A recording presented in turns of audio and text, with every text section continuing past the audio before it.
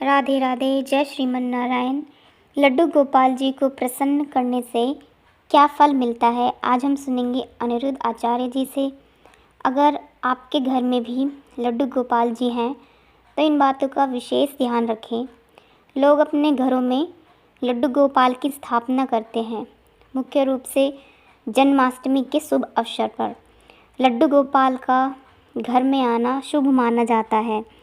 लड्डू गोपाल घर के मंदिर में स्थापित करने से घर में खुशहाली के साथ साथ धन, वैभव और ऐश्वर्य की प्राप्ति होती है।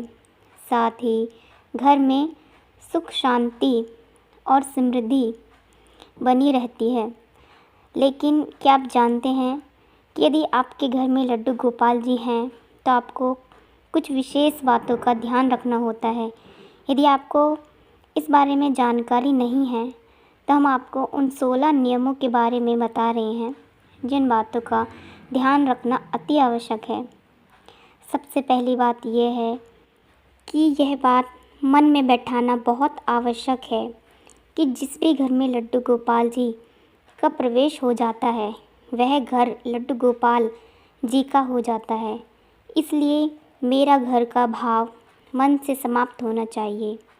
अब वह घर लड्डू गोपाल जी का हो जाता है। दूसरी विशेष बात यह है कि लड्डू गोपाल जी अब आपके परिवार के सदस्य हैं। सत्य तो यह है कि अब आपका परिवार लड्डू गोपाल जी का परिवार है। अतः लड्डू गोपाल जी को परिवार के एक सम्मानित सदस्य का स्थान प्रदान किया जाए।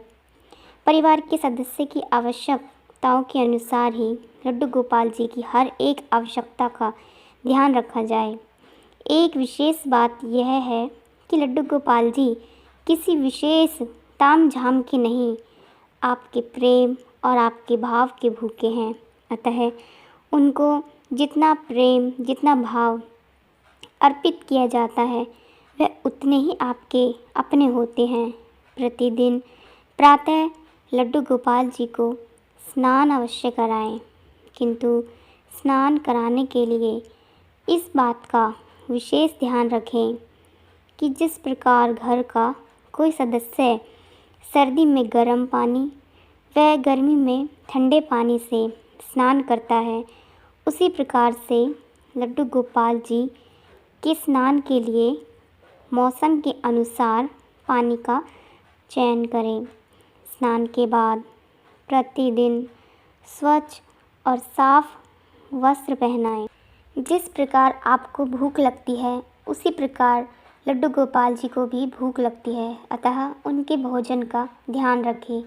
भोजन के अतिरिक्त सुबह का नाश्ता और शाम के चाय नाश्ते आदि का भी ध्यान रखें। घर में कोई भी खाने की वस्तु आए, लड्डू गोपाल जी को हिस्सा भी उसमें अवश्य ही होना चाहिए। प्रत्येक मौसम के अनुसार लड्डू गोपाल जी के लिए सर्दी गर्मी से बचाव का प्रबंध करना चाहिए। मौसम के अनुसार ही वस्त्र पहनाने चाहिए। लड्डू गोपाल जी को खिलौने बहुत प्रिय हैं।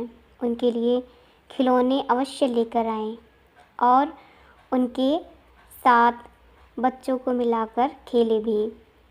समय समय पर लड्डू गोपाल जी को बाहर घुमाने भी अवश्य लेकर जाएं। लड्डू गोपाल जी से कोई ना कोई नाता अवश्य कायम करें, चाहे वह भाई, पुत्र, मित्र, गुरु आदि कोई भी क्यों ना हो। जो भी नाता लड्डू गोपाल जी से बनाएं उसको प्रेम और निष्ठा से निभाएं। अपने लड्डू गोपाल जी को कोई प्यारा सा नाम अवश्य दें। लड्डू गोपाल से प्रेम पूर्वक बातें करें, उनके साथ खेलें। जिस प्रकार घर के सदस्य को भोजन कराते हैं उसी प्रकार उनको भी प्रेम से भोजन कराएं।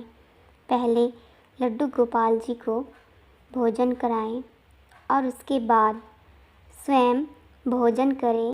प्रतिदिन रात्रि में लड्डू गोपाल जी को शयन अवश्य कराएं।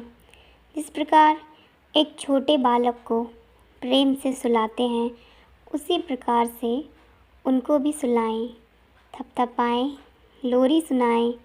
प्रतिदिन प्रातः प्रेम पूर्वक पुकार कर उनको जगाएं।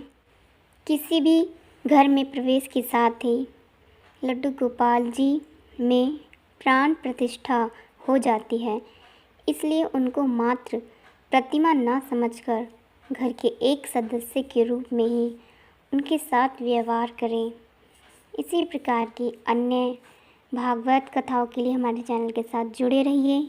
यूँ तो और भी बहुत से कार्य हैं जो भक्त अपनी श्रद्धा के अनुसार करते हैं, किंतु यदि इन बातों पर ध्यान दिया जाए तो लड्डू गोपाल जी को सरलता से प्रसन्न किया जा सकता है।